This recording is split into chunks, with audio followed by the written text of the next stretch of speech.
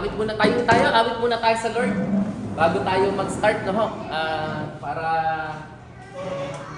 hindi lang naman, ihanda rin yung ating mga puso, ihanda rin yung ating isipan. Ano bang awit, Sir Raya, Sora? Ano bang magandang, as we gathered, alam niyo ba yan? Alam niyo, luma yung mga, alam niyo, as we gathered. Sige, awit tayo sa Lord. As we gather, may your spirit works within us. As we gather, may we glorify your name. Knowing well that as our hearts begin to worship, we'll be blessed because you came.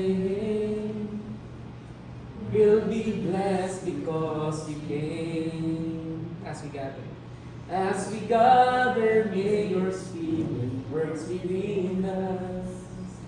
As we gather, may we glorify your name. Knowing well that as our hearts begin to worship, we'll be blessed because we came. We'll be blessed because we came. Lord, salamat po Panginoon sa gabing ito na sinamahan mo po kami muli upang magsama-sama, Lord, mag-aral Panginoon at maging equipped, Lord God, ng mga tagapagturo o Diyos. At hayaan mo po na kami po yung samahan, Panginoon, kayo yung magbigay ng karunungan sa bawat isa po sa amin at maluwalhati ang iyong pangalan, O Diyos. Marami pong salamat sa iyong kapurihan, karangalan sa pangalan po ng Ama, ng Anak ng Espiritu Santo. Amen. Sige po, makakapuna po tayo. So, pinag-uusapan po natin sa yung mga kalalakihan natin, sila Pastor. Pwede, Yan. pwede po dyan. Kahit na. Yan, sige. Sige, kahit doon sa likod. Sana ba sana sila? Sa Rudolph. Nakakumuha ko notebook. Kumuha notebook. Sige, tayo natin konti. So, review muna tayo bago natin tayo magsimula. Pinag-uusapan po natin yung homiletics. Kung natatandaan nyo pa. At ang homiletics, according to our definition, it's an art and science. So, hindi ibig sabihin iba ang style. Albawa, yung pinag-uusapan natin, may nakita kayong ibang style. Hindi ibig sabihin mali yun. O tama tayo. O tama sila, mali tayo. Hindi. Kasi because it is an art, pwedeng iba-iba. Pwedeng iba-iba. Ang lagi mo sinasabi, as long as effective ka, as long as natututo yung tao at na-enjoy ng tao, okay yun. Kasi pwedeng homiletically arrange ka, napakaganda ng presentation mo, pero kung hindi naman naiintindihan at hindi sila natututo, bali hindi wala yun. Hindi yun. So ito, tinutulungan ko kayo maging equipped, pero nasa sa inyo pa rin paano siya. Along the way, matututunan yung baliin ng mga prinsipyo tinuturo ko. Pero maganda mag-start. Alam yung start, alam yung standard, yung tama, o yung standard na yun. Kung medyo pagandahin yun kung paano yun siya babaliin, pwede nyo naman baliin yung mga prinsipyo ng homiletics hindi hermeneutics, yung pinag-uusapan natin. Pagdating sa Bible, hindi mo pwedeng baliin ng prinsipyo, pero pagdating sa pangangaral, it's up to you paano mo siya babaliin. As long as, ang lagi natin effectivity. Walang maling pangangaral. Pangangaral hindi ko sinasabi yung content yung biblical side pagdating doon may pwede may mali. Pero yung style of preaching walang mali, meron lang effective but ineffective. Okay? So, babalikan ko, example ko dyan lagi yung dating kaibigan namin na pastor, nagpapastor siya sa Manila, sa Cinema 12. Okay lang babanggitin ko. Hindi na. Kilala mo yun? Kung sino? SM Cinema 12 kami noon. Napakagaling, napakahusay. Yung mga members namin doon, mga artista. Sila Rufa May. During that time, ano pa yun? Youth pa yun, si Rufa May, Quinto. During that time. Sa Word of Hope. Napakahusay niya.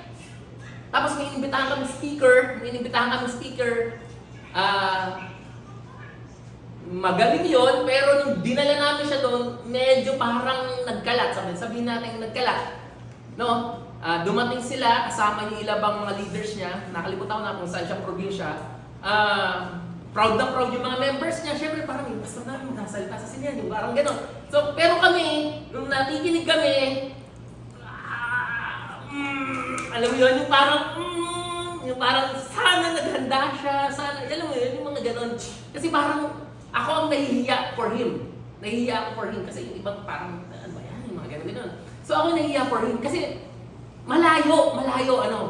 And then, siya naman yung naimbitahan, yung senior pastor namin naimbitahan sa church nila. Kasi alam mo naman si pastor, napakahusay yung lahat ng presentation, lahat ng research nasa kanya. Ano yun? Pero na nandun, hindi rin siya naiintindihan ng mga miyembro. Ano ba pinagsasabi nito yung parang ang effective doon sa barrio, kwentuhan lang. Di ba? Yung huwag ka mag-present ng mga research, huwag ka mag-present ng mga kung ano-ano. Kasi wala silang pakialam dyan. Ang gusto lang yan, yung kwentuhan yung nangyayari sa buhay-buhay. Pero yung pastor na nando, nagkwento lang siya doon sa malaking church, hindi rin na-appreciate. Ano ba yan? Hindi ba naghanda? So, ang sinasabi ko, hindi ito mali. Ang hinahanap lang natin, effectivity. Ang effectivity, nakadepende sinong audience mo. Kaya minsan, kahit anong galing mo, pag may mismatch, hindi na-appreciate. Kasi may mismatch. Naintindihan yun? Yung bang, halimbawa ako, meron tayong magaling na preacher sa youth. O halimbawa, ako na lang. Ano ba yun? Pakiramdam ko, okay na preacher na ako. Kunyari lang. It's up to you kung paano nyo titingnan. Pero, dali mo ako sa mga bata. Alam nyo na, noong araw, natatandaan mo kay Mami Malu, nagpunta kami sa nag-mission kami. Pinagturo ko sa mga bata ba?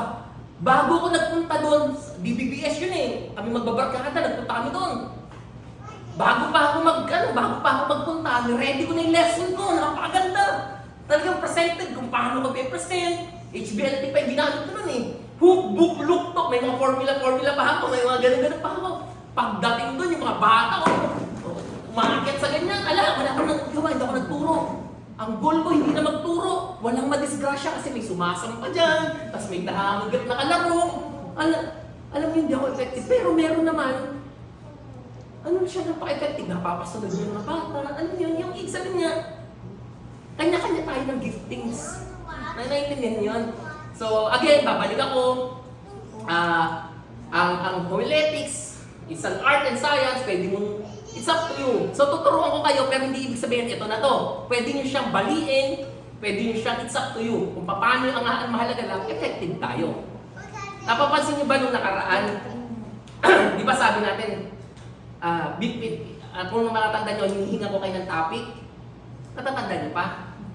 Diba sabi ko, hindi topic yan, dati sa subject, natatandaan nyo. Pero pansinin nyo, may mga preaching tayo, hindi naman topic, more on nagsa-subject tayo, di ba? So okay lang yun. Kaya tinuturo ko lang sa inyo yung prinsipyo.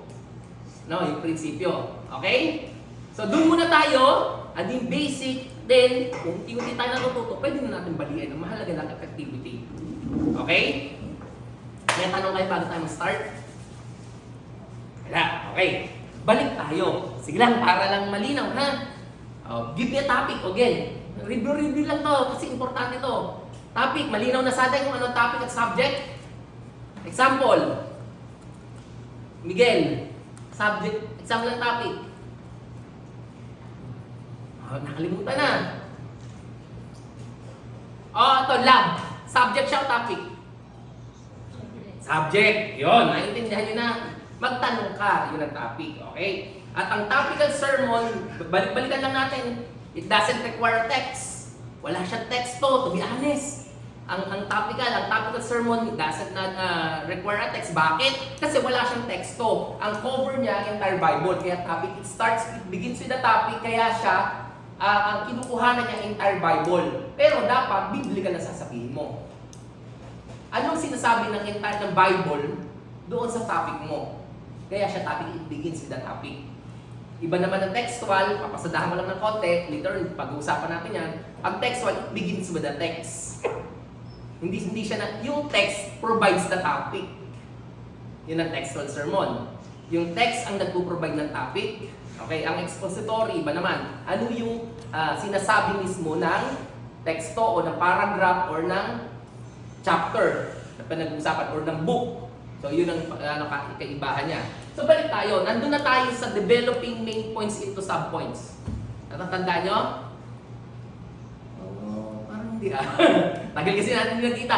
Developing main points into subpoints. Alam nyo na gumawa ng di ba? Ng main points? Sige nga, review nga. Gusto ko na maano kung paano. Natatandaan niyo pa? O, halimbawa, review lang tayo. Give me a topic. Sige po, topic. Ayan. Sige, gawa tayo sermon.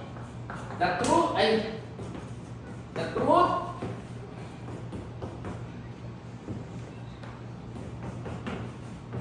about sin. Ayan ang topic natin. Okay. Ano ang sinasabi ng Bible patungkol sa sin? O yun ang tanong mo, ano yung sinasabi ng Bible about sin? The truth, anong katotohanan na sinasabi ng Biblia about sin?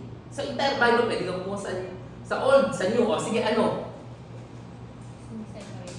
Oh, yun. Anong verse? Sin, separate us from God. That is your first point. Okay? Ano pa? Sin leads to death. Ayan. Tapos, anong verse? Lalagyan nyo ng verse. Ganyan na topical. Ano pa? Ano pa sinasabi ng Naiintindihan niyo mo kung paano yung topical? Nakatingin na kayo din. Hindi ko alam kung naiintindihan niyo. Malinaw po ba? So, ganyan po ang topical. I-develop natin siya into subpoints. Okay? Subukan natin siya i-develop. Anong verse to? Isaiah, ano sabi ng Isaiah? 59:2. Ano sabi ng Isaiah 59:2? Ha? Sige nga, pakibasa.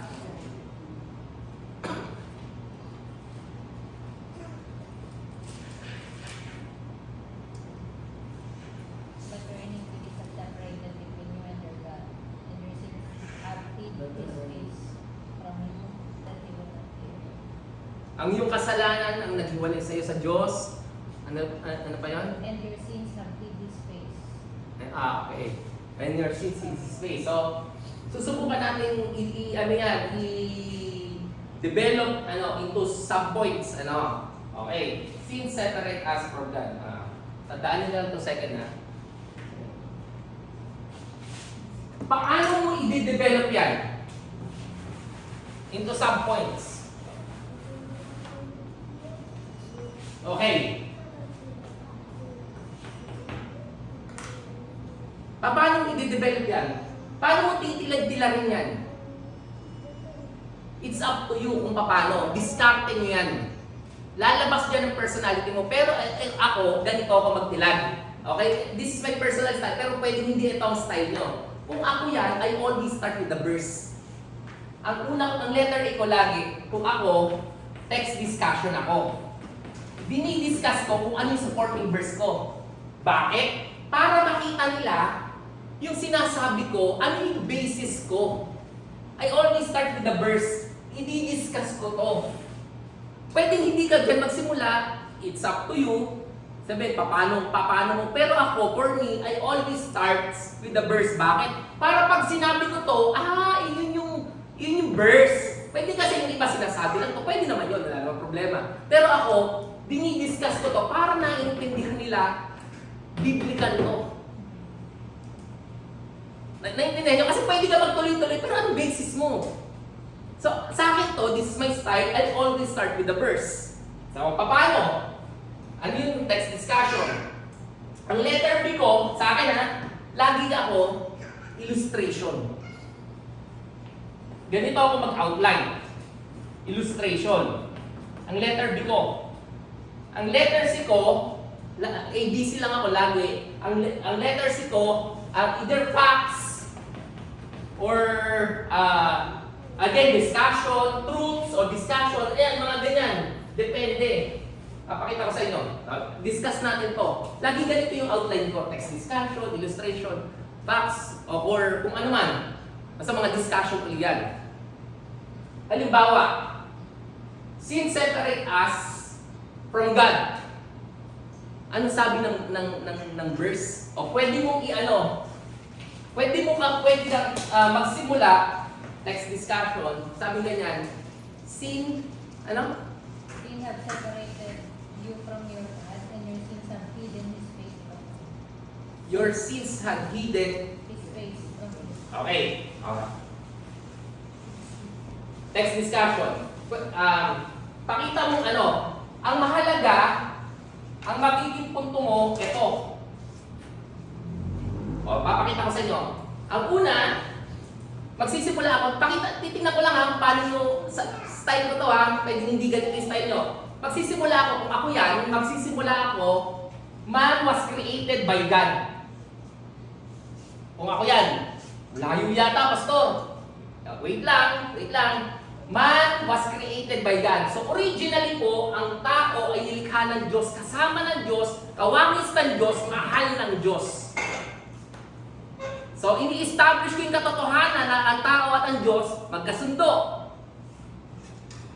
Okay? Magkasundo. Nilikha ng Diyos, mahal ng Diyos, pinrovide ng Diyos ang lahat ng pangailangan. Mahal ng Diyos ang tao. At may access sa Garden of Eden, may access ang tao, direct sa Diyos nakakausap niya.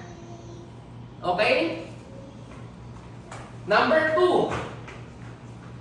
Pero, after nun, nagkasala ang tao.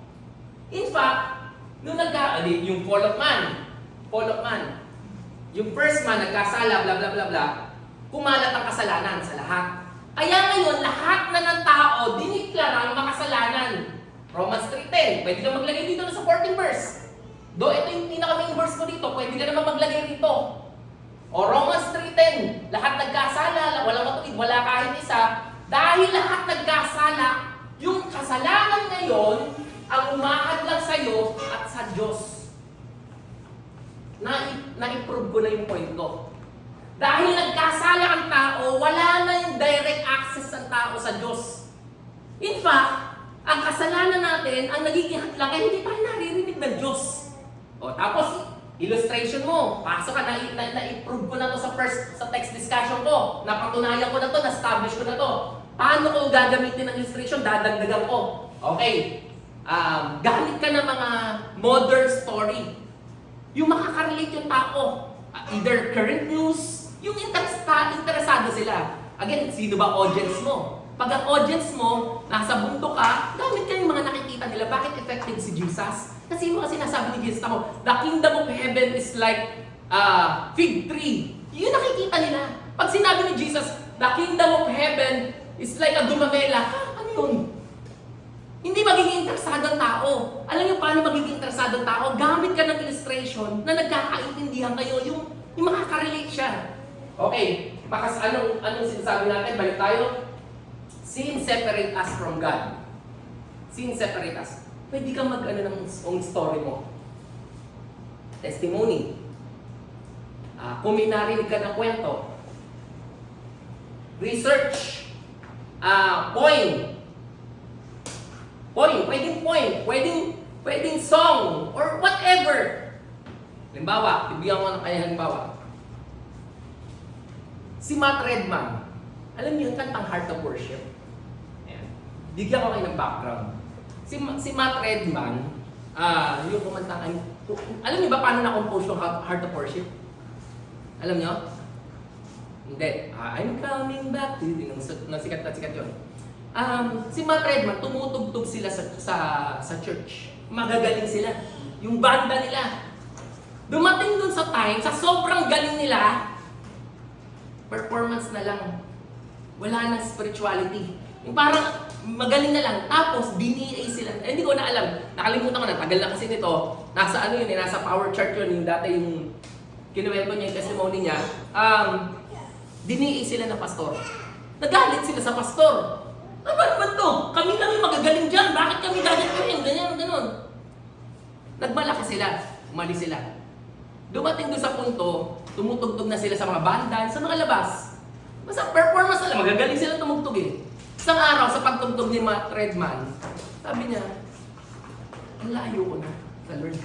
Kumbaga, hindi na to. parang wala na, galing na lang. Pero hindi na to yung wala ng spiritualidad. Doon niya na-compose yung heart of worship. Yung paano siya babalik sa Lord. Kaya tingnan niyo yung lyrics. When the music fades. Kasi ano na, kumbaga, wala na. And all have stripped away. Ano yun? And it simply come. Walang ano. I'll bring you more than a song. Or a song in itself. It's not what you have required. Kasi wala na sila sa ano.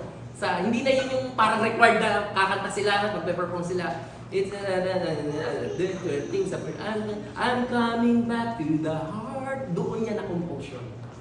Bakit? Pero nung time na yon, kasi nga, yung sin ang naghiwalay sa kanya sa Diyos, kaya wala nang anointing. Pero nung bumalik siya sa Diyos, pumutok uli ang glory ng Diyos, boom! Yung heart of worship during the time. Di ba? Bakit? Sin hinders us, hindi lang ganun. Inuprove ko yung kasalanan, anong mahadlang. Minsan, kahit anong galing natin, pagka tayo hindi tayo prepared, kahit anong galing ng worship leader, pagka nandun yung kasalanan, nandun yung, kita mo, ang hirap magpakanta, di ba? Ganon. Basta mamili ka na kung ano yung effective na pangangailangan ng audience. Pwede ka naman maggawa ng kahit anong illustration na pwede, di ba? Mamili ka. Pero ito, tatandaan nyo, kahit ma-improve mo yung point nyo, mamili ka ng gagamitin mong illustration. Mamili ka ng gagamitin mong discussion, yung swak sa need ng audience. Okay? Naintindihan natin? Naintindihan ko ba? So, ganun. O, ano pa? O, facts, truth about sin yun, o, huwag tayo mag-facts. Letter C mo, halimbawa, ano? Sin separate us from God. At ang kasalanan na naghihiwalay sa atin sa Diyos. The effect of sin. O pwedeng effect of sin, i-discuss mo ngayon. Kasi, dinidiscuss mo rito, kasalanan na naghihiwalay sa atin sa Diyos. So, paano? Pwedeng how? Paano nagsisimula ang kasalanan? Hindi na naiintindihan mo? Pwede mong i-discuss yung Garden of Eden. O, okay, ano yung ginagamit ng Diablo? Sabihin, it's up to you, pero related pa rin dito. O ano yung effect of sin sa atin? Ano yung effect ng kasalanan? Minsan, ano yung mga pwede rin yung mga symptoms na nandun ka na sa kasalanan. Okay, hanap ko rin ng mga biblical verse. Ano ba? Wala ka ng sa mga bagay na spiritual. Ibig sabihin, may kasalanan ka na. Nandun ka na medyo nandun ka na sa ng kasalanan, hindi mo na na-enjoy yung mga bagay na spiritual. O dinandong ka na, kasi naghihiwalay eh. Hindi ka pa rin lumalayo. Inihiwalay ka ang kasalanan, naghihiwalay sa Diyos. Therefore, ano yung mga epekto ng sin pag may kasalanan ka? Naiintindihan po nyo? So, nag-discuss ka pa rin. Number 1, ito yung mga epekto ng kasalanan. Nandito ka pa rin. Okay po? Naiintindihan? May tanong? Very good talaga kayo lagi. Dalawa lang yan eh, kinakabahan ako eh. Pag wala kayong either hindi totally hindi naiintindihan o talagang naiintindihan, both extreme yan lagi eh. Naiintindihan? Number 2, kayo gumawa. Gusto ko kung naiintindihan nyo, subukan natin gawin. Okay, ano yung number 2 natin kanina? Sin leads to death. O kayo gumawa. Gamitin natin yung text discussion. O, paano gagawin? Sige po, kung naiintindihan nyo, sin leads to death.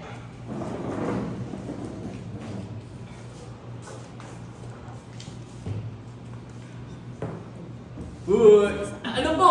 Kayo! Gusto ko kayo gumawa.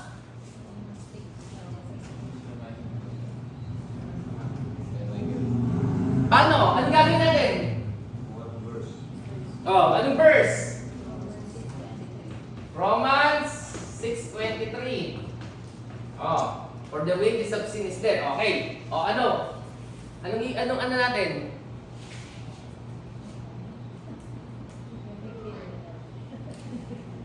Paano natin i-develop yan? Pwede po, sige po. Ano ba ang death kung hindi nabanggit dito sa Romans 6? O pwede niyo simulan doon. Kasi pwede nyo magsimula. O pwede niyo simulan doon. Paano niyo simulan? Next discussion. O, number 1. 2 kinds of death. O, pwede niyo simulan. Actually, there are 2 kinds of, sabi, binasa niyo po. Actually, may 2 pong uri ng kamatayan. Sa Biblia, meron 2 uri ng kamatayan. Una, yung kamatayang physical. Lahat naman tayo, namamatay, ganyan, di ba? Pangalawa, yung kamatayang spiritual. O, 2 kinds of death, di ba? Kamatayang spiritual. Eh, ano yung tumama sa tao na magkasala? Is it the spiritual death or is it the physical death? Po? Hindi ko makasama yung eternal death pa. O, Kasi di po ba yung spiritual death is parang Eternal death. temporary separation from death. Opo, yes and ganito kasi, no? Yes, tama siya. Kaya pag dineclare mo na to ng eternal death, wala nang, kumbaga nahatulan na siya. Depende paano mo ipipresent. Tama po kayo, sigurado ang pupuntahin natin dyan, salvation ang kasunod. So pag nailatag mo na yon, actually pwede po yung sinasabi niya. Kaya lang depende kung paano mo siya ilalatag. Pag nilatag mo na kasi ito, inihilera mo rito, okay, kasi ang ipupuntahin mo, pareho itong kasalanan, tumama, bunga. Tama ba? Yung nagkasala ang tao leads to death. Ito yung sin leads to death. Tumama, pwede rin naman. Pwede rin pala, depende nga, sabi sa'yo, depende kung paano may present. Okay po, may 3 uri po ng kamatayan. Number 1 is physical, number 2 is spiritual, and number 3 is eternal. Yung first 1 and 2, na-experience na natin. Nung magkasala ang unang tao, sabi ng Biblia, alam niyo ba, kung hindi nagkasala ang tao, hindi tayo mamamatay. Physical baka iniisip niyo spiritual na lang kamatayan. Hindi, pati physical. Alam niyo ba yon? Parang hindi niyo alam, nakatingin lang kayo sa akin. Alam niyo ba yon? Parang hindi niyo alam. Naniniwala kayo sa akin. Parang ayaw niyo rin maniwala. Romans 5:12. Sige, basahin niyo. Romans chapter 5 verse 12. Parang ayaw niyo maniwala sa akin. Romans 5:12. Basahin niyo.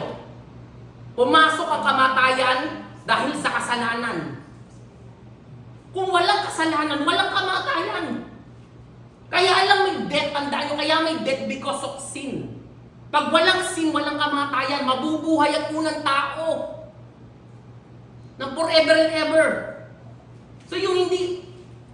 Sige po. Sige po. Ito ba ang ginagawin na kamatayan doon ay parang general context yung death? Pero not necessarily particular sa mga 3 death na ginagawin. Pumasok ang kamatayan sa lahat po. General siya. Yung kasama dun yung Pero in the context, again, babalik tayo sa hermeneutics, according to the context, it refers to physical. According to the context, pero may iba namang verse, ang tinutukoy is spiritual. So may ibang verse. To that verse, it refers to physical. Pero may mga verse, tama rin po kayo, na tinutukoy ay spiritual. For example, Romans 3:23. For the wages of sin is death. Di ba? Yung Romans. Walang matuwid, wala. So, naghalo-halo na. Walang matuwid, wala kahit isa. Ang kabayaran ng kasalanan ay kamatayan. Yan. So, it refers also to, tapos yung binabanggit ko kanina. Ito yung naghiwalay sa atin sa Diyos. Physical, spiritual death yun. So, lahat meron. Kaya lang, referring to that verse, physical. So tama po, parang tama, kaya lang tayo, kung ano yung ginamit natin verse, yun yung at least hermeneutically right tayo. Okay po, pwede natin ilatag, balik tayo rito, ilatag ng 3 uri ng kamatayan. Lahat tumama. Kasi leads death. Dito, yung physical, may wala tayong magagawa dyan, mamamatay na talaga tayo dyan. Talagang kahit ayaw mo, wala kang plano mamatay, kahit nakakilala ka pa sa Lord, mamamatay ka. Hindi totoo yun. Baka akala nyo, dahil yung pumasok siya sa katawan natin, kaya tayo tumatanda, lahat yun, kaya tayo may toyo, Minsan may toyo tayo, di ba? O yung mga babae, pag may regla kayo, di ba? Susungit nyo. Ano yun? May tanaw kayo? Hormonal change? Imbalance? Oh. Talaga naman. Sasabihin mo, ano yan? Hormonal. Kasi nga, epekto ng sin yan. Kasi kung wala namang sin, walang imbalance. Perfecto ang tao. Tandaan yung perfect ang tao. Pero kaya bakit tayo tinotoyo? Pag kami tamis sa'yo masama. Kasi epekto ng sin, whether we accept it or not, merong pumasok. Kaya nga tayo, kung kumukulubot yung balang, tumakatanda tayo, mas tandaan natin, the original man was perfect. Pero because of sin, nagkaroon ng imperfection. So wala tayong magagawa dyan. Yung pangalawa, spiritual, may magagawa na tayo dyan. Ano yun? Pag kinilala mo sa Lord, nagiging spiritual in life ka. Okay, ini-establish mo na, may magiging spiritual in life ka. Yung pangatlo, hindi pa yan nangyayari. Pag hindi ka kumilala sa Lord, babagsak ka dyan. Pero pag kumilala ka sa Lord, makakaiwas ka dyan. At ang maganda, hindi ka na makakaiwas dyan, yung physical death mo, yung magkakaroon ng eternal life. So it's up to you paano mo dinedevelop. Naintindihan ko natin? Isa pa. Ito na lang para madali. Hindi ako naalala. Tatandaan nyo, nag-preach ako noong nakaraan. Tatatandaan nyo, ano ba yun? Yung Thessalonians, nandito kayo? Subukan natin ha. Paano dinevelop yun? Ano ba yung first point ko ito? Nakakalimutan ko ba?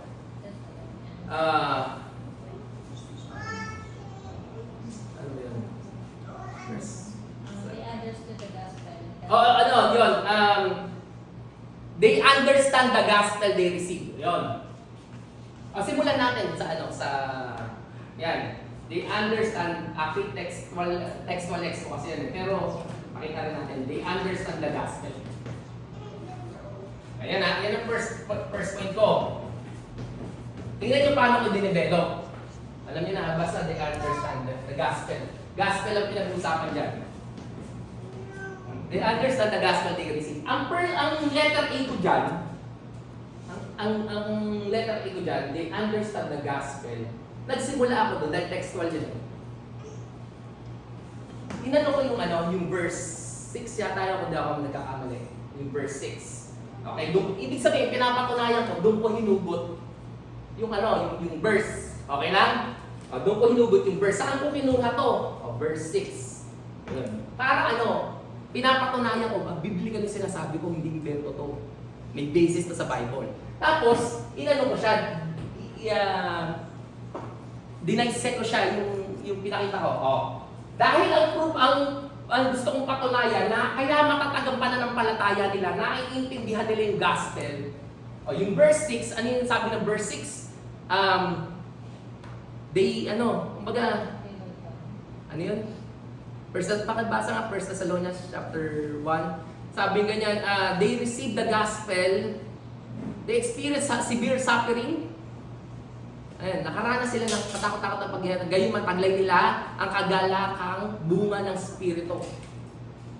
Yun yung They have joy. You became followers of us and of the Lord, having received the word and Verse 6. Hindi yung 1 Thessalonians. Hindi yung version na ginamit ko. Okay. Sabi ganyan, NIV lang yun naman yung ginamit ko. Sabi ganyan, nagdanas sila ng katakot-takot na kahirapan, gayon mataglay nila ang katangian, bunga ng Espiritu. Okay. Tapos, kinontrast ko yung joy. Tama ba yun? You welcome the message. You welcome the message in the midst of severe suffering. Ayun.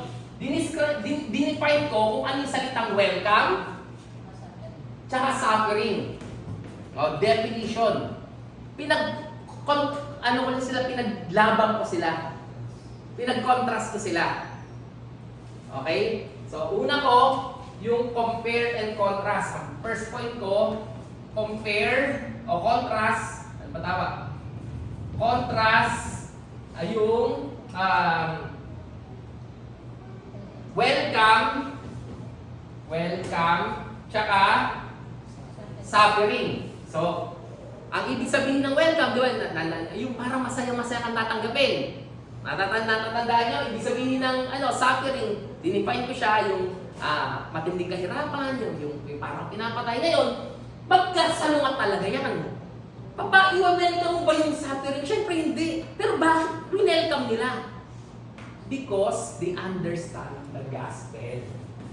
So, they understand the gospel. Dinefine ko yung gospel ngayon, di ba? Bakit? Inano ko kasi, kaya gano'n, because of the message. O ang letter B ko, definition of gospel. Okay? Yung definition ni Rice Brooks, gospel is the di ba? Definition.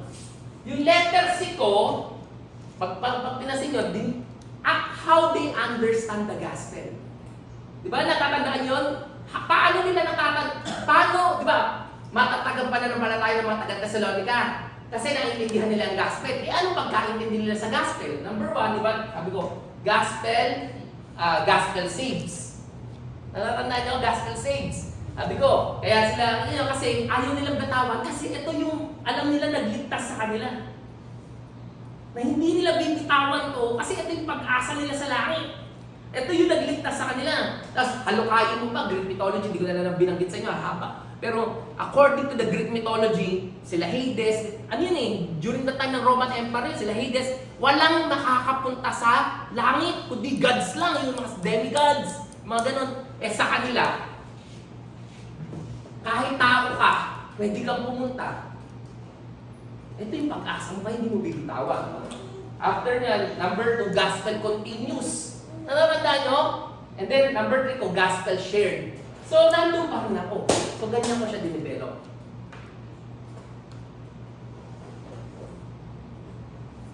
Naiintindihan po nyo? So, parang naiintindihan nyo so far. Pwede kang gumawa pa rin ito, pero dapat connected pa rin dito. May tanong. Sana may tanong kayo, no? Hindi ko, nahihirapan ako, hindi ko alam kung nakaintindihan nyo. O, pwede okay lang po, mag-share po kayo, magtanong po kayo. Mas maganda, no? Okay ba yan? So, ganyan, mag-develop ng main points into some points. May tanong ka po kayo. Naiintindihan nyo ba? Kaya nyo gumawa? Sige nga, subukan nyo ng gumawa. Gawa nga po kayo ng topic, mag-exercise nga po tayo. Gawa nga po kayo ng topic, kahit isang points lang, tapos i-develop nyo into main points tsaka sub-points. Yung main points nyo, i-develop nyo into sub-points. Sige nga po, titingnan natin. Gawa po kayo, bigyan ko po kayo ng oras, mga 10 minutes.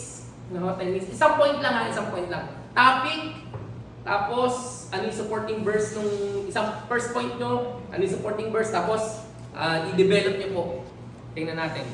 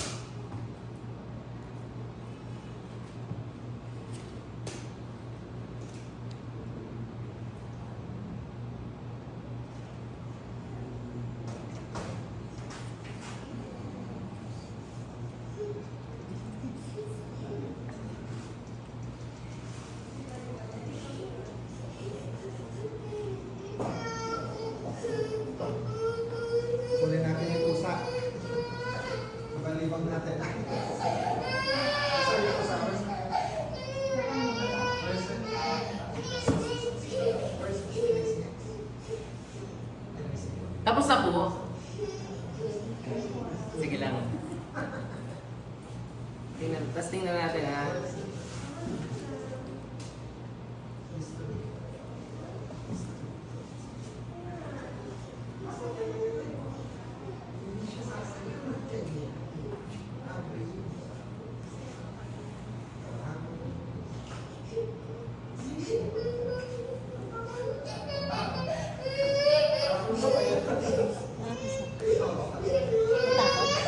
Matakot ba? Ano nakapanood sa YouTube?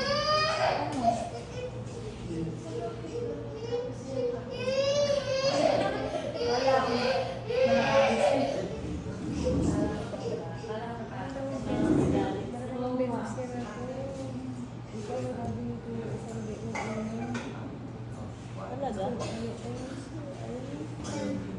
Talaga? Siguro nagtagal.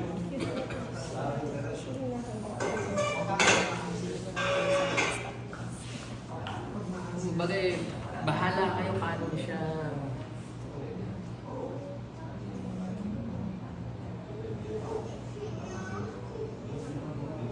Ah?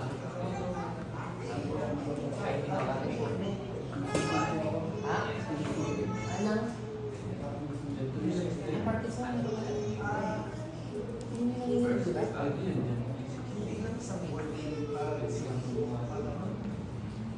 Sige mo, huwag niyo pilitin mo. Ano ba talaga? Anong gamit dyan? Maintenance.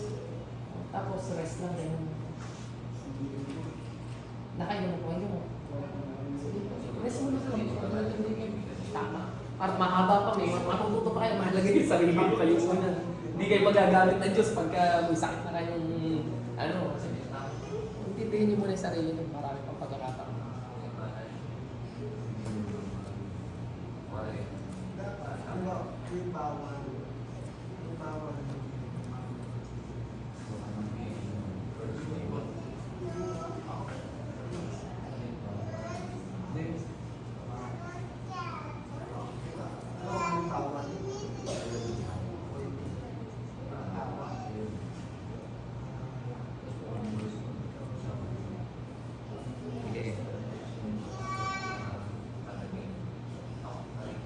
Tingnan na tayo, 10 minutes. Hanggang 8:10.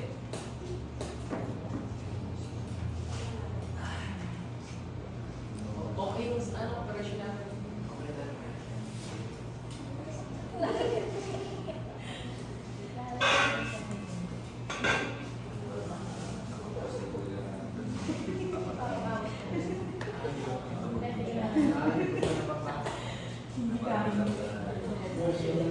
Nakikita ko lang sa pagka nakita ko, like ko na kapal ko nakita.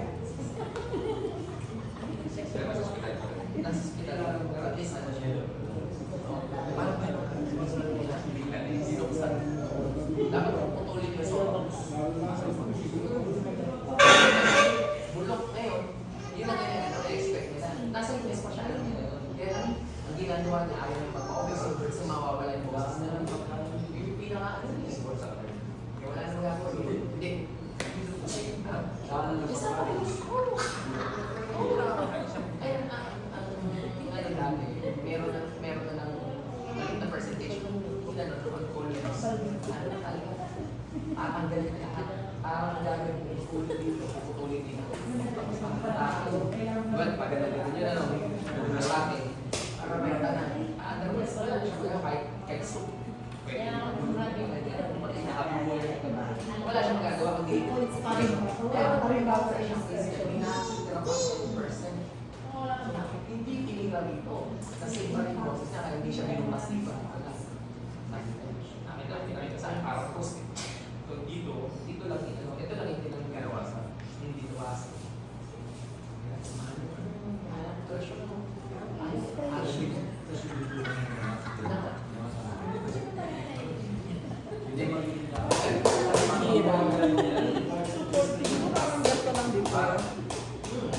Dati, nag-notes ko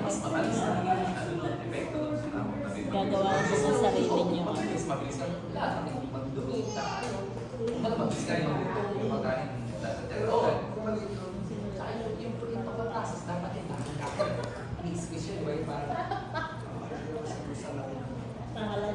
tao na ibigay sa salita.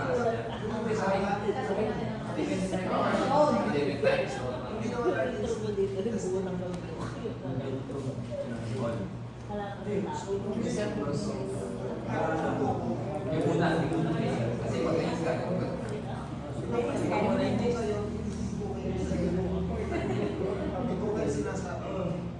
Pero yun din yung pagkain natin, nag-i-squeeze din ang pagkain. Hirap kasi mag-research. Oo, iba pa yung pag-usay.